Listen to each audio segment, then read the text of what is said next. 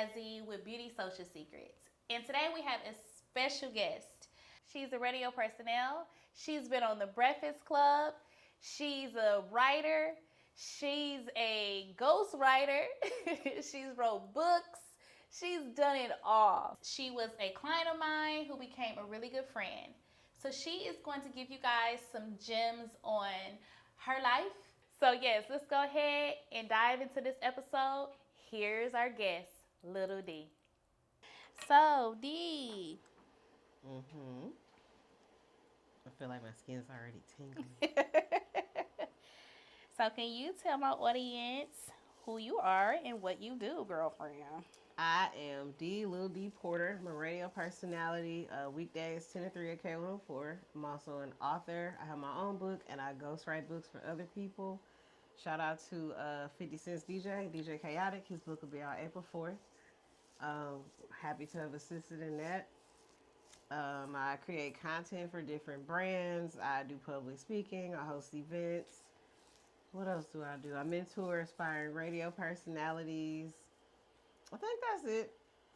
I just feel like you a superwoman, Wonder Woman.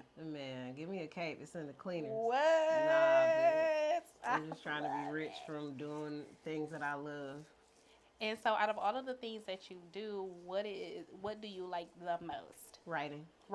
Yeah, I've been writing since I was 4. And my mama taught me how to read and write. She still got it in the scrapbook from when I wrote my name for the first time when I was 4. Oh, that's so cute. I know. I love her. Aww. But I'm grateful that she taught me that. I always had a computer in my room. Probably because I had the biggest room and it wasn't nowhere else for it to go. But look at God. Because I'm still writing. Look at God. Mm-hmm. Won't he do it? Every time. Writing is the one thing I don't try it. I'm just, God gave me that. I'm just naturally really great at it. That's amazing. You definitely got to continue to use it because we know when God gives you a gift, if you don't use it, we definitely will lose it. And I put it to the side for so many years, focusing on radio. I wasn't reading. I wasn't writing. And when he asked me to write his book, DJ Chaotic, I was like, my love for it was just renewed. Really? I've read 4 books in the last 3 months, studying the writers. Wow. So what was one of those books? I read Gucci Mane's autobiography, which was also written by the person who wrote Rick Ross's autobiography. I like to study their writing styles, things that maybe people wouldn't pick up, but instead of writing one long sentence with commas, write 4 small sentences and end them with periods for emphasis, or especially because they're ghostwriting the book and it's supposed to be in Rick Ross's voice. So I'm studying how he wrote it as Rick Ross because I'm ghostwriting the book. I'm reading a book right now called A Piece of Cake by a woman named Cupcake Brown. It's her memoir. This woman, by the time she was 16, she was a gangbanger, a prostitute, an orphan, a drug dealer, and a drug addict. But right now, she's a lawyer. Wow. Insane. But she has a story to tell. Listen. And as a lawyer, what type of lawyer is she? Do you know? She advocates for kids who are in the system. Oh, which makes sense because she was. That's what. Wow. That's super dope. I'm gonna have to check into that one. Man, it was a bestseller. I just be looking I'm gonna get on that bestseller list. I can't wait. So let's back up a bit. How did you get into radio? So I wanted to be a rapper when I grew up. A rapper? Yeah, girl. Okay. So in Shreveport, they had freestyle contests on the radio every Friday. And this is back when you had to actually freestyle, catch the beat, and it actually came off the top of your head. Oh, right. But I called in and I won 9 weeks straight. And I'm battling everybody. And the night jock had my number because he would call me when it was time to rap. And when I got to college, he literally was like, "Hey, you want to be on my show?" And I was like, "I guess." In my mind, I was going to go to the back and make my mixtapes and go platinum. I made my mixtapes. I ain't go platinum. But, well, at least you got that part out the way. I was there. You did that. 3 mixtapes. You hear me? I was selling them hoes for $5, the whole thing. But I started off as his co-host, weeknights from 6 to 10, and boy, was I terrible. Ooh, girl, it was bad. Well, that's what got you started. I mean, you had to get your feet wet some way, Hmm. somehow. They hurt my feelings real bad. I did not have thick skin whatsoever. And he thought that me rapping would transfer to radio, and it did not. Like, he's the night show, so everything is super hype. And yeah, J Tech, get Crow Committee came, JJ, got Lil D in the building. Lil D, what up? And I remember my first show, literally the only thing I said was, I'm chilling for 4 hours. For D, four. what up? I'm chilling for 4 hours. It was horrible. Everybody was like, is she sleeping with him to get the job? What's going on? And I'm 19. I don't even know that people sleep with people for jobs. Like, I almost cried the first staff meeting. I had tears in my eyes, but I'm a G, so I ain't let it fall. But boy, they ripped me to shreds. Well, that toughened you up. Mm-hmm, for sure. Because 8 months later, I had my own show from 10 p.m. to 2 a.m., getting $7 an hour. Can't tell Okay. me nothing. And how old were you then? Girl, 19. 19. Mm-hmm. Wow. Poor, super poor. In school, going to LSUS, working at the casino, and being on air there. My first check was $224. Boiling. You was boiling, girl. That's your Yeah. first job. Look, it's your first time getting your paycheck. Oh no, my first check, I was a lifeguard. I've been working since I was 16. 16. Mm-hmm. That's when you're supposed to start working at 16 for all these kids out here. I'm telling you. They want to sit on a couch, go get a job. I couldn't wait to work. I was begging my mama, like, can we please go fill out these applications? I want some money. I worked at 2 different Popeyes. Like, listen, if I ain't do nothing else, I was going to go to work. You've been working since, huh? Mm-hmm. Now I'm sick of working. See how that works? That's how it works. Be rushing to get it. Rushing to get mail. Man, now the mail bills. Like another one? So where did you grow up, D? Shreveport, Louisiana. Shreveport. Shout out to Shreveport, Louisiana. Home of the second largest black-owned TV and movie film production studio. Shout out to 50 Cent. Hey, 50. Period. He putting the Shreveport been on the map, but he putting on a map. I know. I'm so grateful. That's so dope. And especially when it's coming from someone like 50 Cent. Yeah, it's like you really chose Shreveport, and look at how turned up the city is gonna be. That's so dope. But it was cool. Like, Shreveport is, people know it now, but back when I first started, like, people would be like, Shreveport, is that by New Orleans? No, it's 5 hours north. Do y'all have, like, traffic lights in Walmart? No, like, they didn't. How I will slap you. Like, yes, it's a small city, but it's not a town.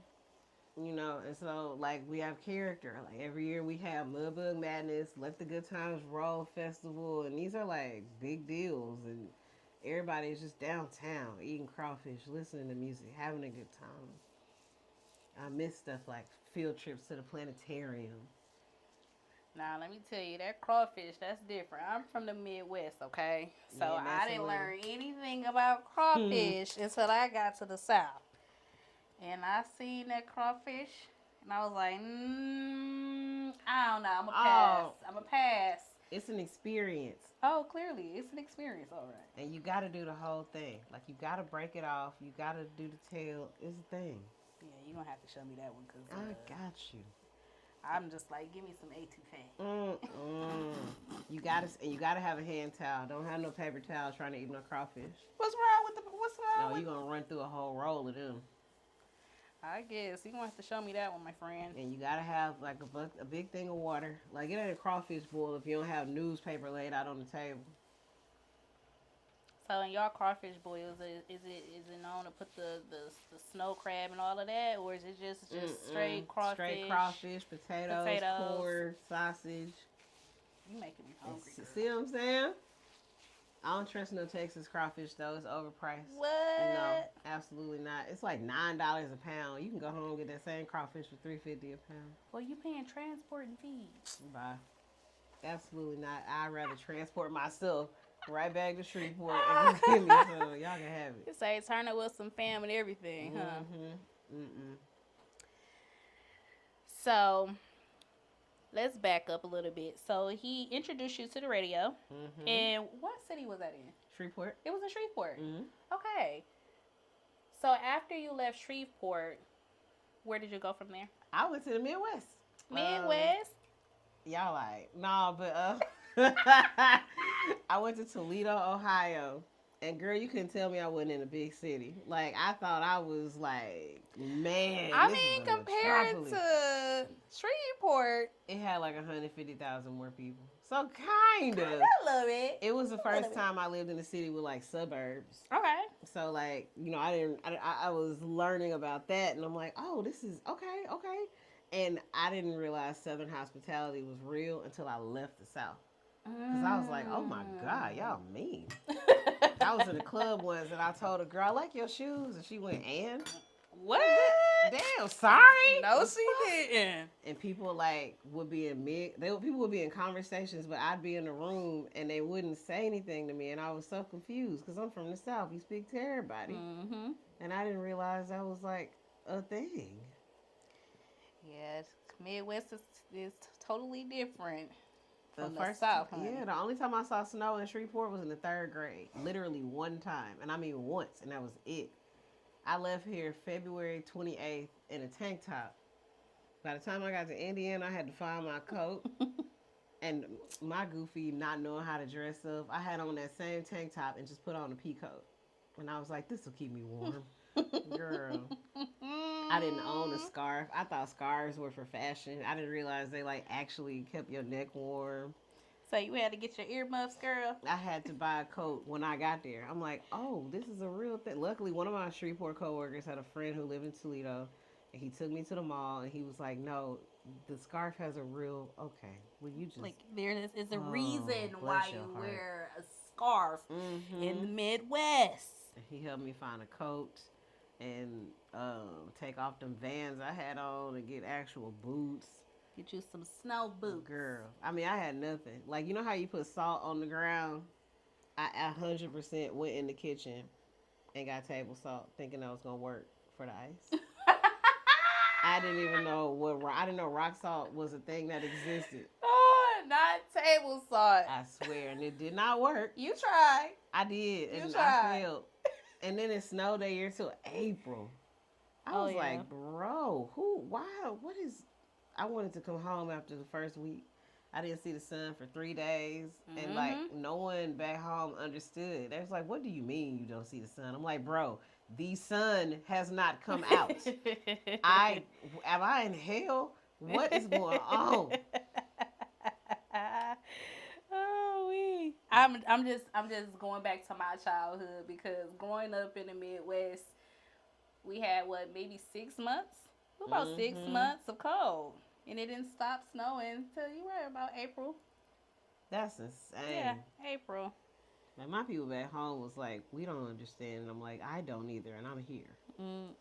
Like, but it was cool to learn about a different, like, the way people talk was different. Everything was different.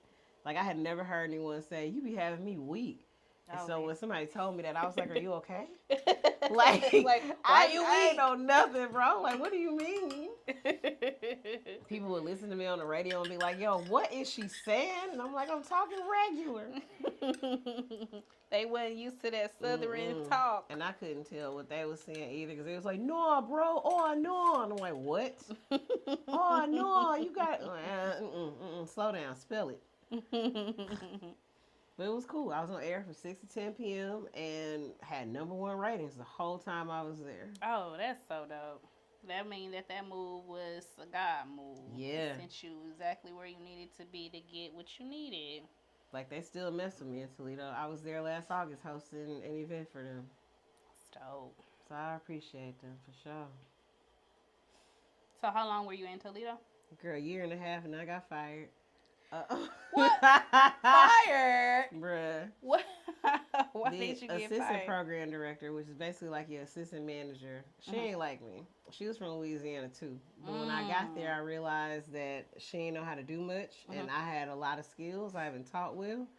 And I even went to her office once and was like, listen, I understand you don't like me, but we got to work together. So can we just find a way to just like respect each other, bro? And instead of her being like, you know what, you right, she was like, what do you mean I don't like you? What? We're both from Louisiana. The station wasn't allowed to have social media, right? And so, like, at all. We couldn't have a station, MySpace, or nothing. It's like 08, 09. Everybody had MySpace.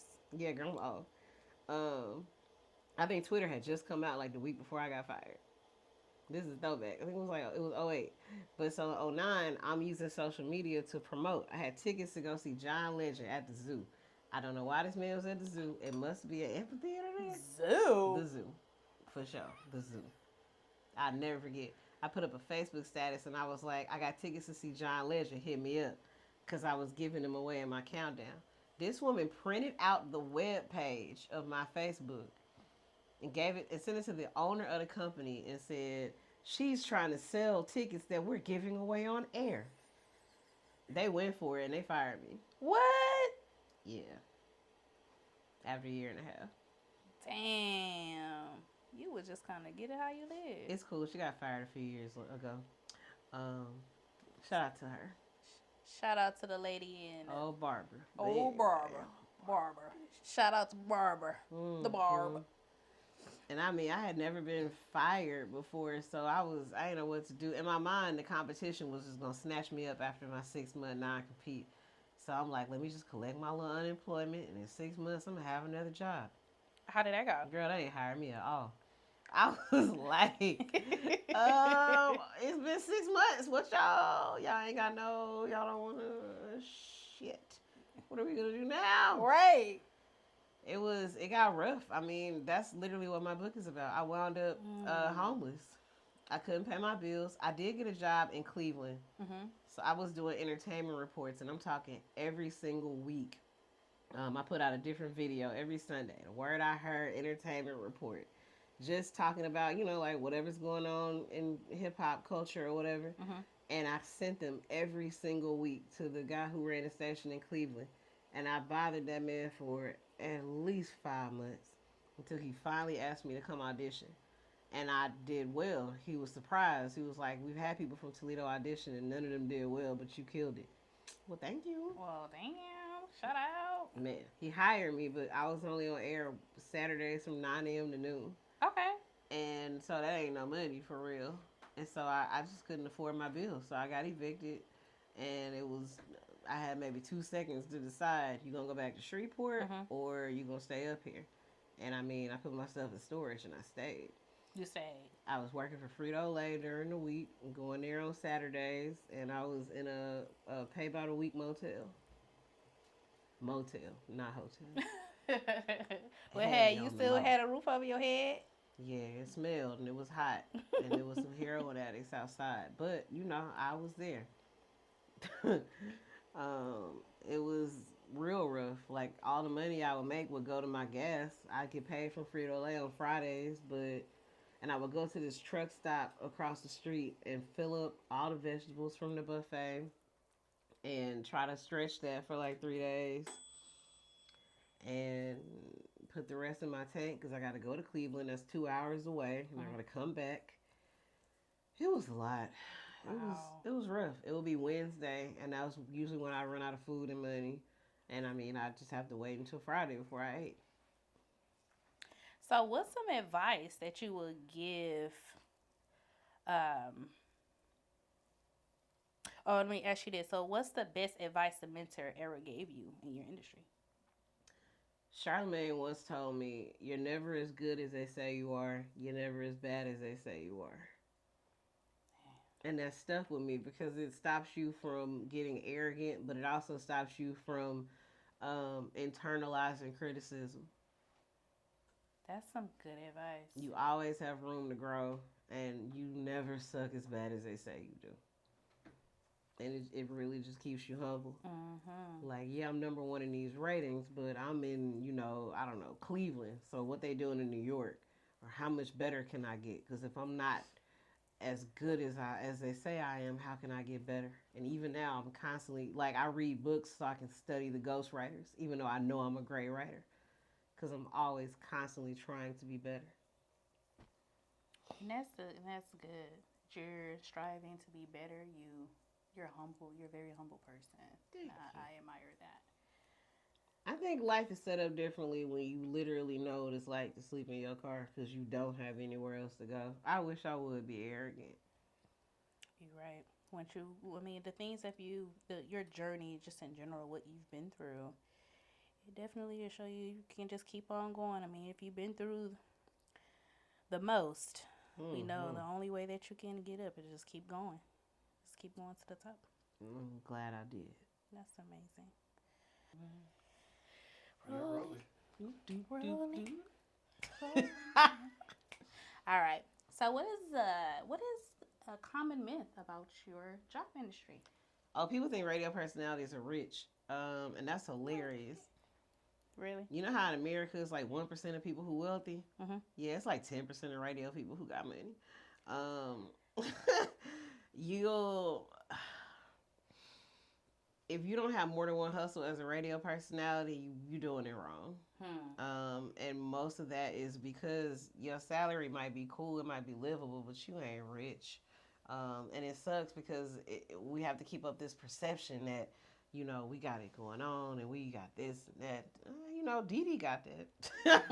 I ain't Dee Dee though. But what does Dee Dee do to put her in that? Like, what is? Well, so being on a morning show, you're gonna be the highest paid. Oh, I see. And then her show is in, I think, 87 different cities right now. That's a check from every city. So that's 87 additional checks. Gotcha. Mm-hmm. And you know, she's been in radio, especially she's been in Dallas like 20 years. Okay, gotcha. Like even Lady J, who not on radio no more, is still getting big bags because she was here for 20 years, so she can command that kind of money to host an event. So how long have you been in radio? It'll actually be 20 years in February. Gotcha. But I've been in 5 different cities. So I've been in Dallas since 2018. And that makes a difference because the longer you're in a place, obviously the more people know you and the more money you can charge because your status is a... You said how long you been in Dallas? Since 2018. Gotcha. Which is the longest I've been anywhere. Usually 3.5 years I'll be done. So I guess y'all okay. I was going to decide, do you like Dallas? Okay. Half my family is here, and the other half is 2 hours up the street, which is really nice. I was in Ohio for 10 years, and so it's nice to not have to get on a plane to hug your family. So I love that. I love that I got cousins up the street that I can go to my auntie's house, because I miss that a lot. But New York is my goal. Really? Mm-hmm. New York that's in your 5-year plan? Mm-hmm. 100%. I'll be looking at apartments now. I can't afford them, but I'll be able to soon. Yes, you manifested, okay? Yeah, I already know what complex I'm going to stay in, like, straight up. That's super dope. Yeah, people think we got money, and I'll be like, I'll be at the thrift store. Hey, it's nothing wrong with thrifting. At all, baby. This whole outfit came from the thrift store. I love thrifting. It's my favorite sport. Like, once you learn how to diversify, you'll be okay. But thinking that you're going to get rich from radio, probably not. So would you say that's like the most common myth, pretty much? And then it's really our fault because we be out, you know, we hosted an event, we look like we got it. Like, we be adding to the myth, which sucks because then you got to upkeep it. It's like a rapper. These rappers don't be rich, but you'll think so because they written the jewelry and doing all the things. But yeah, people think that we got a whole bunch of money. Most of us don't. We might be alright, like, but that's because you do things like host events, have another hustle, put money in stocks. But that's what I'm talking about, putting money in a stock. Nah, for real, like, and not a stocking cap, okay? Period. I'm weak. For real though, like, people swear up and down. I be like, what are you talking about? So, what are some of your biggest achievements so far? Well, I was on the Breakfast Club as a co-host twice. Okay. No, we can't speed past that. How was that experience? You know what? It felt like a regular day at work. Okay. Which to me just lets me know, like, I'm ready to be on that level. Like, my makeup artist came with me and she's like, oh my God, you're at the Breakfast Club. And I was like, yeah. That's a great achievement. But that was fire. Just Hilarious came, and the first thing she said to me was, "You look good on TV." I was like, "Ooh, thank you, girl."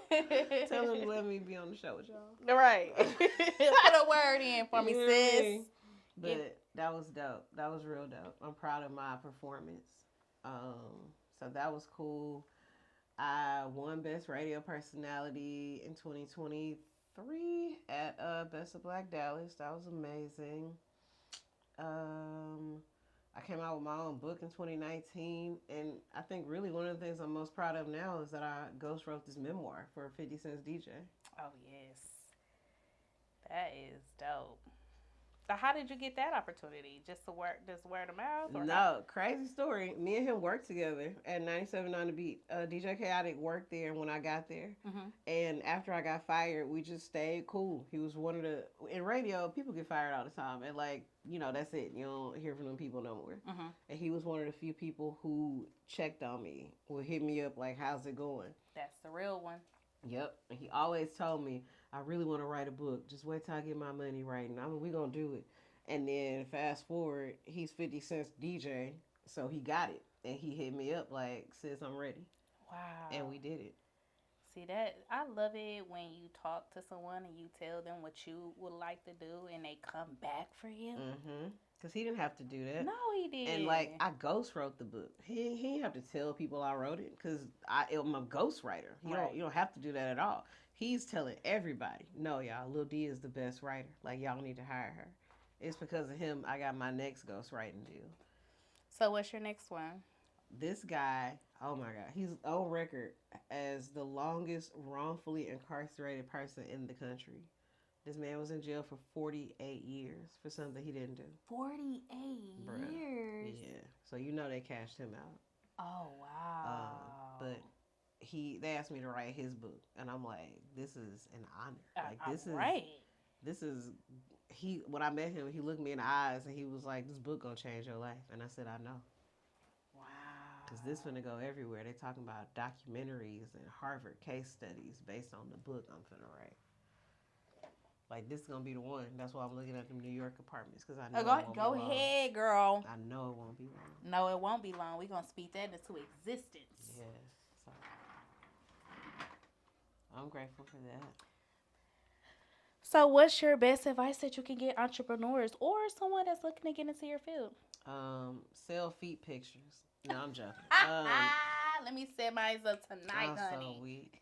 Nah, but, know who you are, because if you don't, they're going to tell you, and you might believe it. Have a very strong sense of self before you put on the makeup and you put on the persona, and reserve that person. Love that person who you are when you wake up and you still got crust in your eyes and you ain't brushed your teeth yet. Love that person. Make sure you save room and time every day for that person. Because that's the person who is going to be there for you when you get those 500 no's, when you get that criticism online from people telling you that you don't look right and they hate how you sound. That person is going to be the one who's there for you, who reminds you you're never as good as they say you are. You're never as bad as they say you are. Love yourself enough to remember that no matter how much you love it, this is a job. It is not the beginning or the end of you. It's something that you do. It's not who you are. So many times radio personalities get caught up in their persona and they forget that you're a person. When that mic is off and when the call letters are no longer behind your name, you still got to be okay with who you are. If you pivot in careers, it doesn't mean you're less than because you're no longer on that radio. Right. So nurture yourself. Love yourself as much as you can. Did y'all hear that? Love yourself. You just touched my soul in what you just said. Man. That's how I know it came from the soul. I had to learn it the hard way, like a lot of us did. You get fired and you feel like your worth is different because you're not on that radio. And when people ask you what you do, you can't say I'm on such and such time. You just got to be like, I'm a radio personality. Well, I'm not on the station right now. Okay, what that mean? but you'll let it mean like I'm not as good as. Good as, right. And that's a lie. And words. Words matter. Words matter. Like I tell myself every day, I'm a wife, a mom, a multimillionaire, a homeowner, a syndicated author, and a best-selling author and a syndicated show host. Every day. Claim it, honey. Claiming it. That is amazing, D. I made a video when I was at the Breakfast Club, top 5 reasons I'll be back, and I posted it. And everybody was like, man, you bold. But am I? Because the book I wrote for 50's DJ, he's going on a book tour, and he's going to the Breakfast Club. Guess who's going with him? You. So I'm going to repost that video and be like, told you I'll be back. Don't play with me. I know that's right. Believe in yourself, because if you don't, nobody else will. That is true. No one. Not your mama, not your daddy, not your granny. Because mine definitely didn't. I know radio dream, girl. No. No. It took about 10 years before they was like, we're so proud of you. I'm like, nigga. You said I've been doing this for 10 years. You just now saying something. Like, dang. But, you know, it was cool because they got to watch me on BET on the Breakfast Club. So it was dope. They was all in the living room like, oh, that's my girl, that's my girl. Sure, she doing it. I'm like, I've been doing it so long, but thanks. But, yeah, really just love yourself, man. So how do you define success in your field? Being happy, doing what you do. Being able to pay your bills and live your life and be happy doing what you love. To me, success isn't monetary. Even though I see myself as a multimillionaire, I see myself that way because I want to change the trajectory of my family. Not because I want to, like, you know, get a Rolls Royce. That'd be cool. But I was like, because that'd be nice. I listen, can see you in a wrong, Rolls Royce. I will pull up just in come that pick me up. Do you hear me? I got you, girl. But like to me, success is being happy, doing what you love, and then being happy when you get off.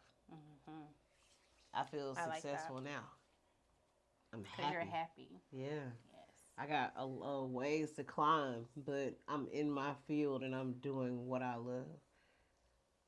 What's better than that? You know, I could be in a cubicle somewhere and I'm not. But you're doing what you love, so that's why you had this pretty smile on your face, girl. Thank you. I mean, you are rubbing my skin. It feels so amazing. You know. So, where do you see yourself in 5 years? Definitely New York. New York City. In a luxury apartment. Okay.